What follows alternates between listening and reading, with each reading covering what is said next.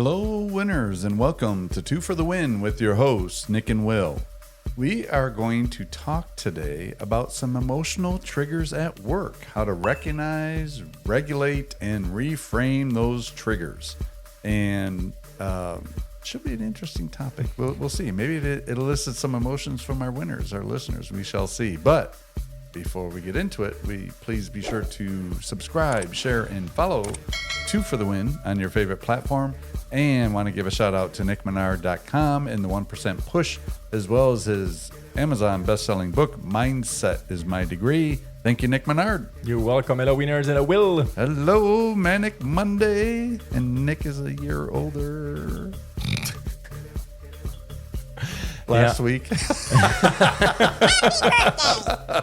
Yeah, I'm already looking at 51 weeks from now for the next one. Yeah. So, I turned 30 years old, so yeah. To our winners, happy belated birthday. Nick's birthday is actually November 3rd. So if you want to send him a gift, please send it to my address and I'll be sure to give it to him.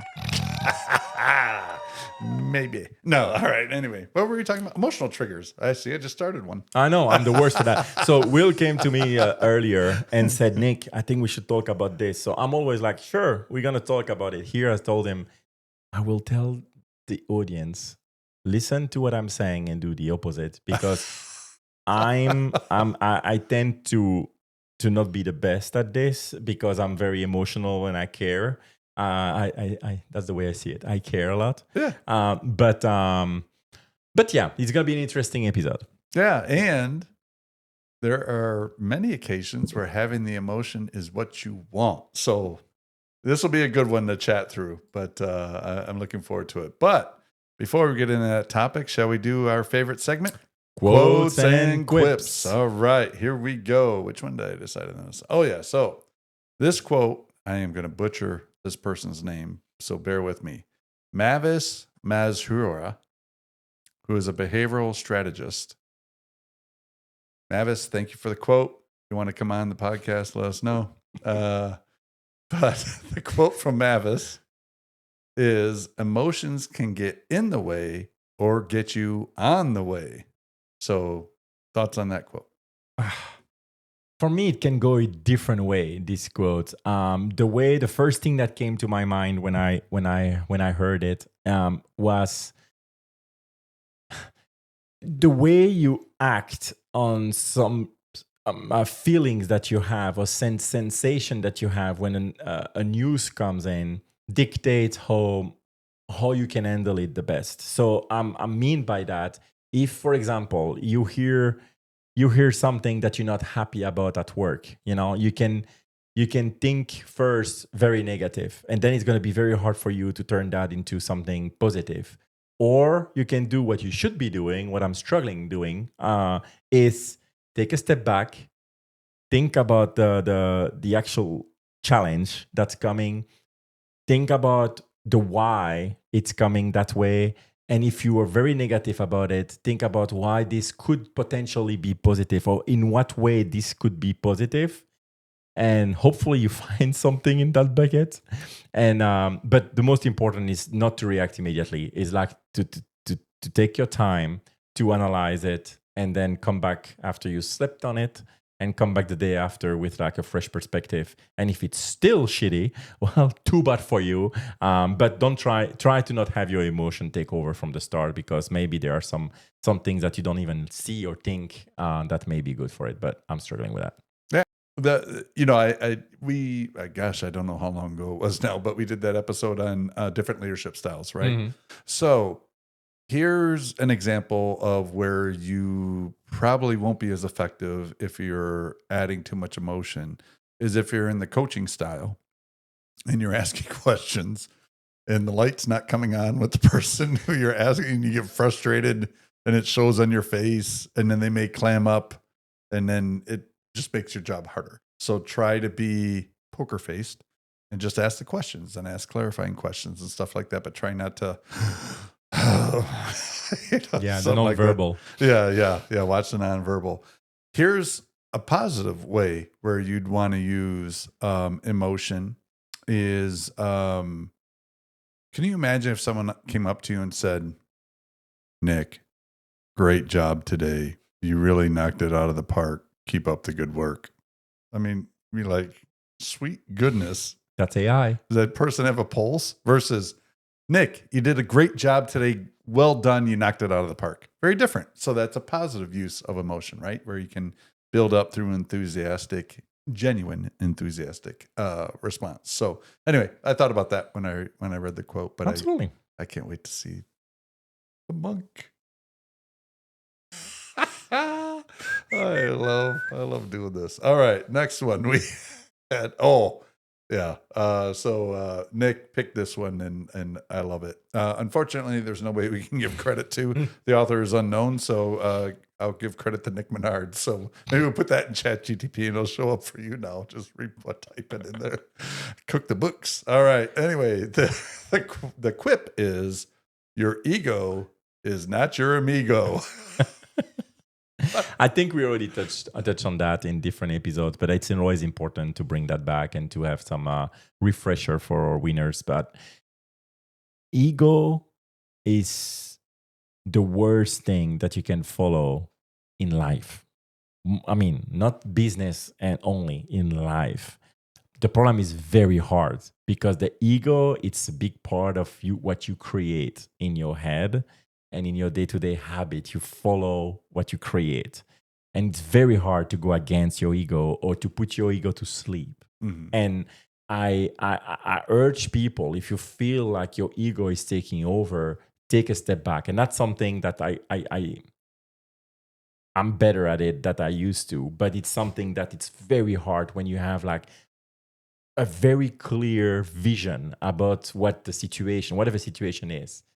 It's very hard to change. I mean, religion, politics, for example, that's impossible. You cannot change someone's mind in those two topics. But in your work, you will have situation when you are, you have a certain way to think about a person, about a project, about a product, about a service that you hate it or you love it, and it's very hard for you to hear something that make you change your mind. Mm-hmm. The people who are actually very successful, they're usually very good to take a step back and to listen at what could be done differently in the aspect that you believe 100% for or against.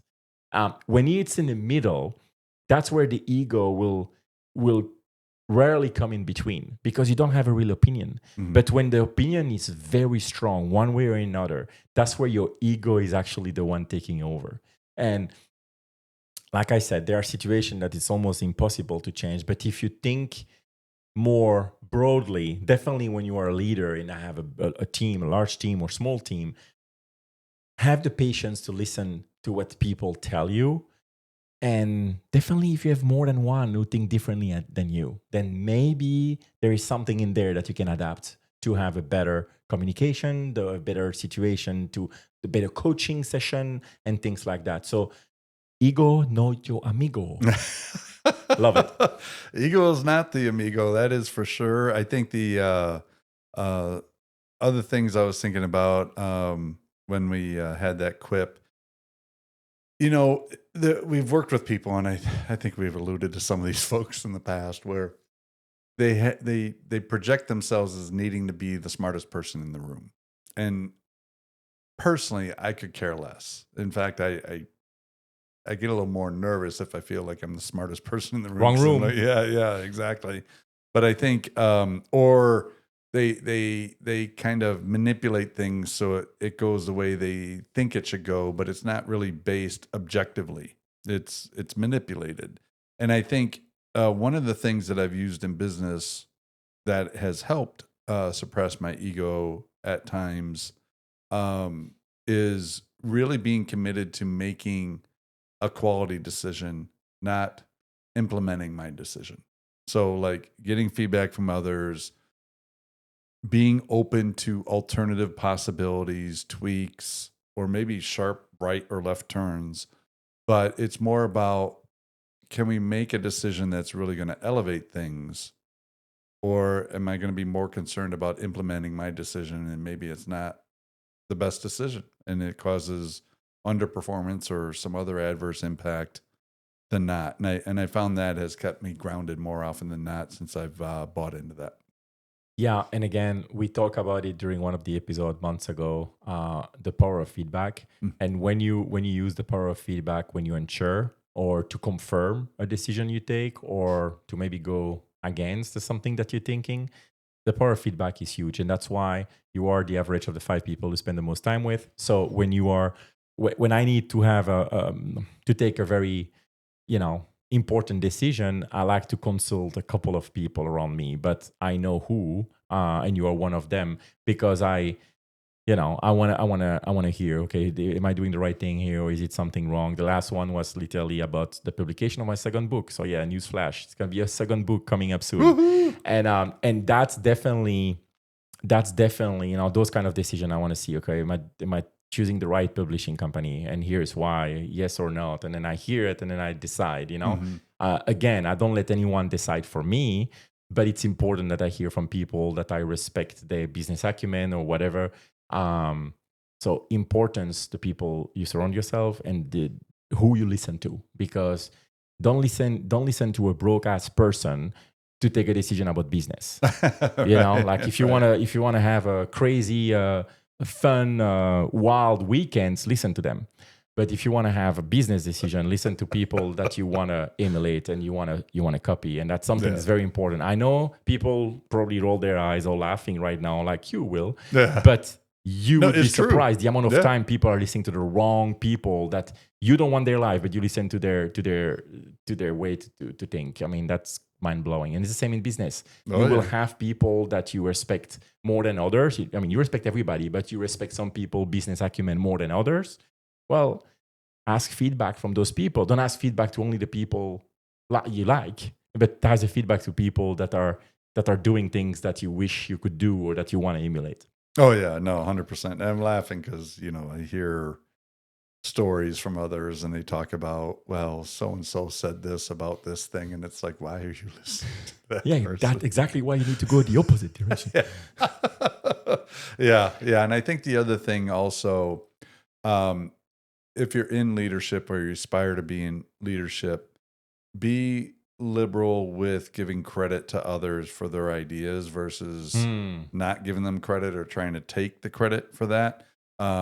I know you've heard me like in different business presentations, and I am very Love deliberate it. about making sure I call out partners or people within the team who came up with ideas, and I share their names so that it's clear, yeah, this happened in my group, but it wasn't my idea, it was someone else. And I think there's so many positives that come from that. It'll energize people because they feel recognized. It'll help elevate their brand, and they'll trust you. Trust you I more. would just add one thing.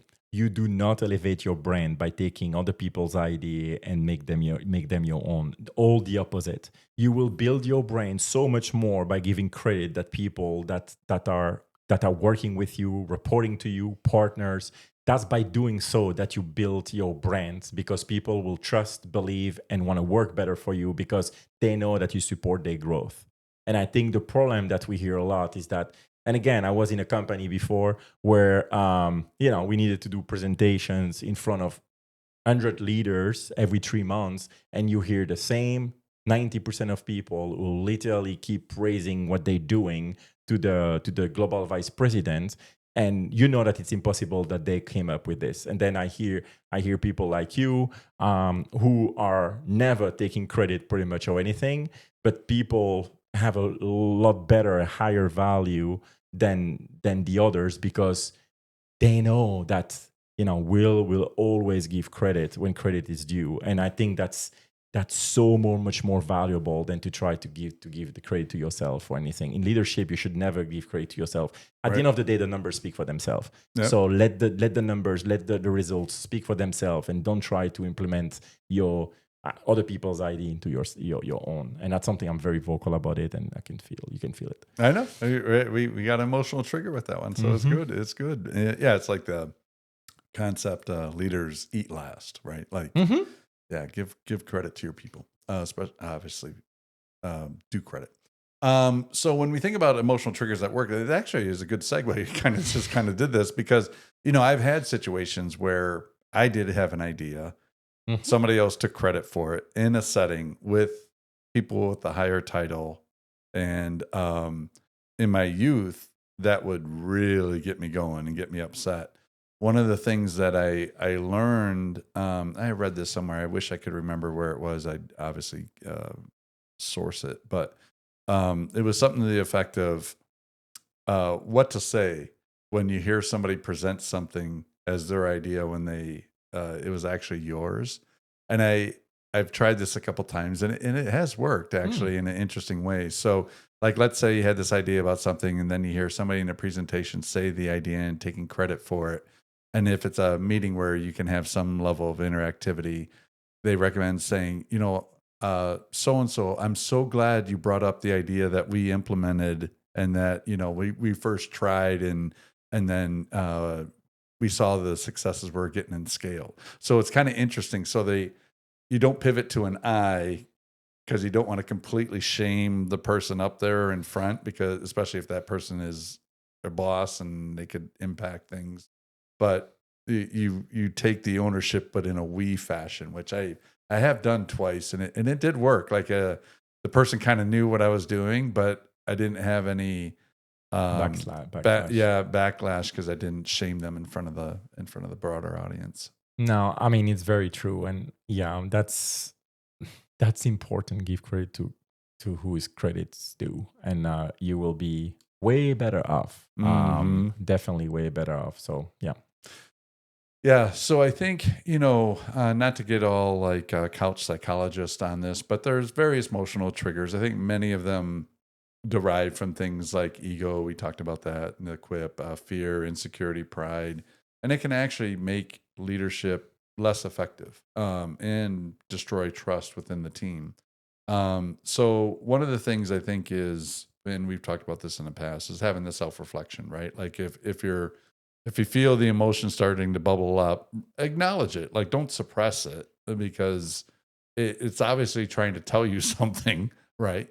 But acknowledge it, and then, like you were talking about in your comments earlier about one of the quotes, try to take a breath. Like, just try to analyze it in your mind. Like, why is this emotion coming up? Why am I feeling this way?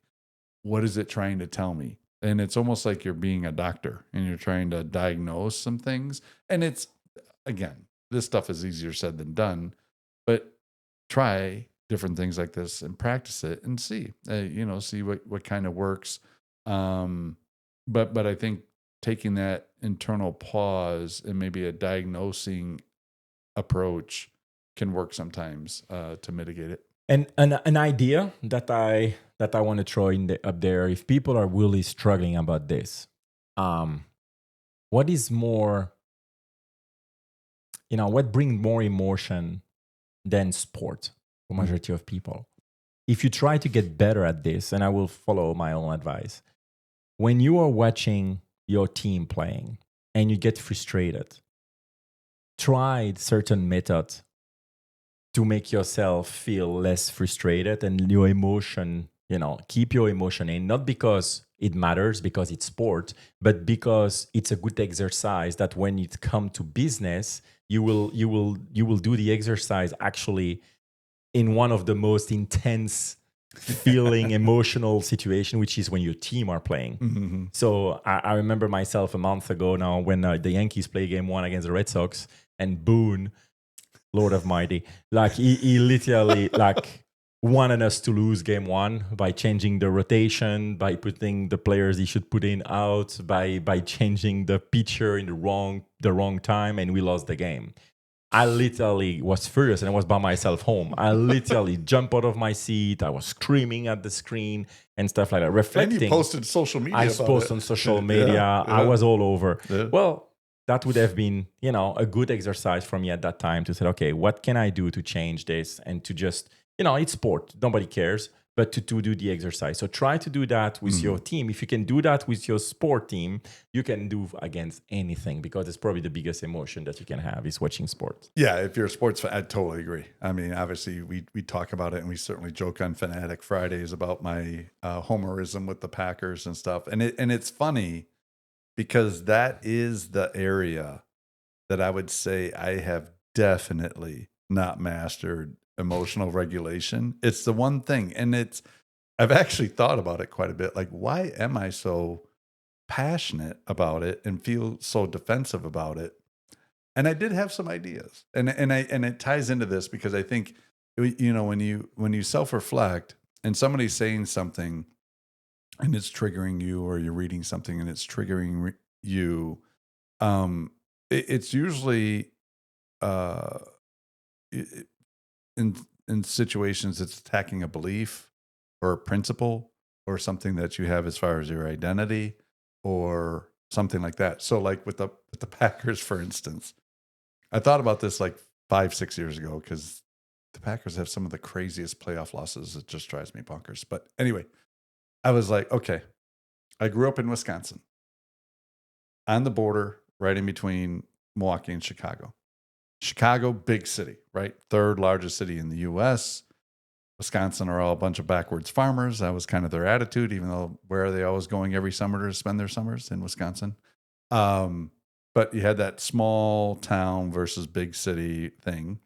Then you think about, so one of the things of the pride of Wisconsin with this is the Packers are the only publicly owned team in all of America professional sports.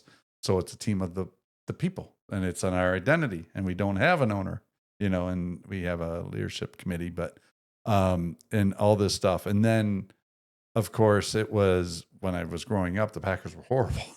So they're all, and the Bears were good, and that was our biggest rival. And so when we finally got good, I had my identity tied to that team because I identify myself as a Wisconsinite.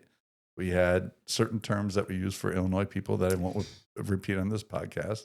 And it was ingrained with us. It was like a David Goliath thing. And I'm like, so that, okay, I get it, right? Because I mean, that was nature versus nurture, and that was the environment I grew up in. But it's interesting. And I, even after going through this exercise analogy, I still get wound up. Like when we went to the Dallas game, and I'm jumping out of my seat when things are going well, and I'm burying my head in my arms when things were going well. So it's a work in progress.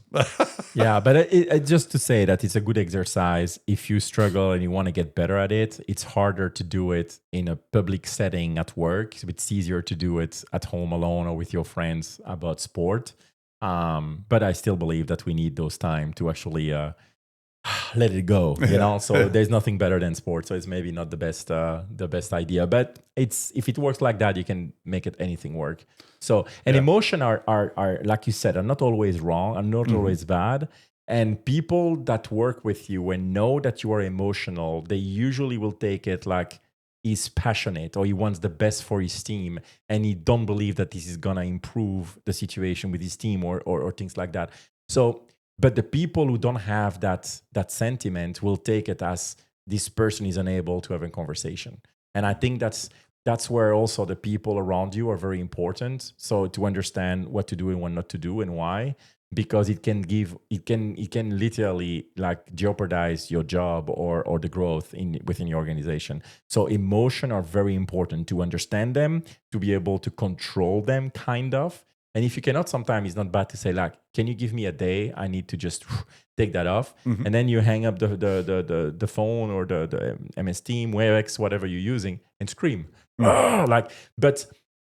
Or use the person, your best friend, or the your spouse, or maybe not, but use the person close to you to actually vent. Mm-hmm. And that's why, like, sometimes I want to pick up the phone and call you. I mean, I do it, and I said, and you listen, you let me vent, and that's all I need. Mm-hmm. Like at the end of the day, it's that, and then you move on. Mm-hmm. Because at the end of the day, when you look back 2 months or a month or even a week later, you just, why am I like that about this? Mm-hmm. Like it's over now. Yeah. But everybody are different, so try to canalize the best you can, and it's gonna help you.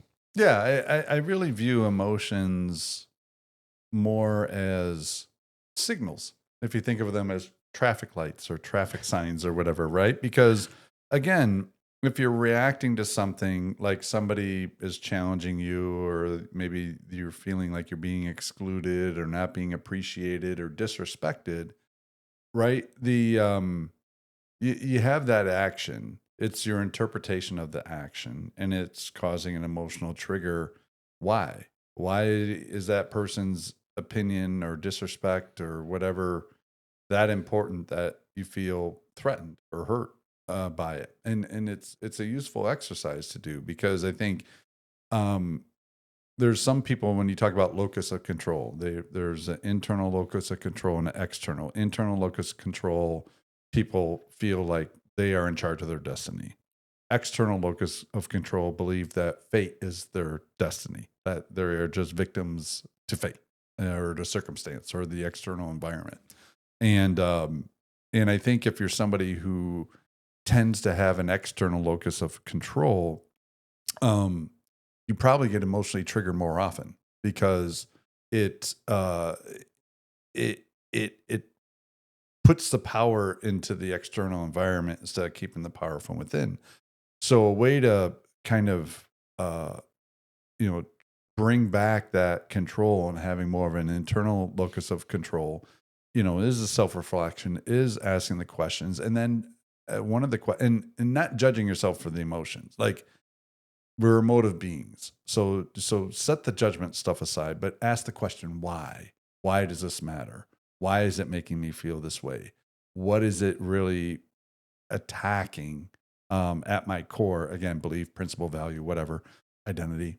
And is it worth it? And again, even knowing this and me sharing this with the winners, I fall victim to not taking my own advice. We're human, but the point is not to be perfect. The point is to try it, because to your point that you made earlier, you don't want an emotive response to make which could be a challenging situation even worse. And there's more adverse implications. And like you said, maybe you just need a minute and you just ask for a day, and you ask for that time to self-reflect. I think another productive thing, and I'm inconsistent with this, but I am committed to being better, is journaling.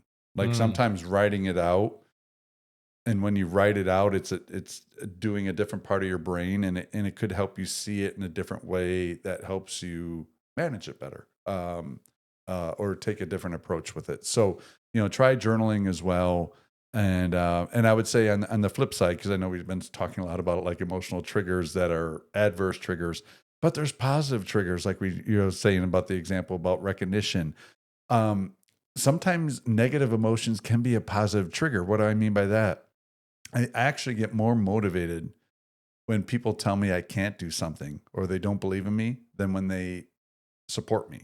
And so that's taking a negative thing and turning it into a positive. Or I get in a rhythm. We've all had those times where we get in a rhythm, feed in that positive emotion, let it go, like go with it, don't necessarily fight it. But any last closing thoughts before we wrap up the episode? No, I really like it, and I will listen to it back and and apply as much as I can. I don't think the ego is it's always there, but it's not the main problem. For me, it's literally the trigger when I hear something that it's totally against what I believe in, and I tend to fly into it.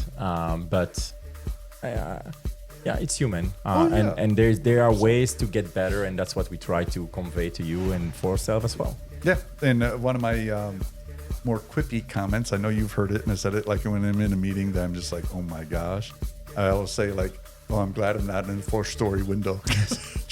But what I'm doing, humor. I'm feeding a little bit of the negative to it, but it's also taking a humorous take so I don't internalize the negativity as much. So I agree. Again, find different things that work for you, but the point is awareness and then trying it. So that'll do it for our Monday Mindset Couch Psychology edition.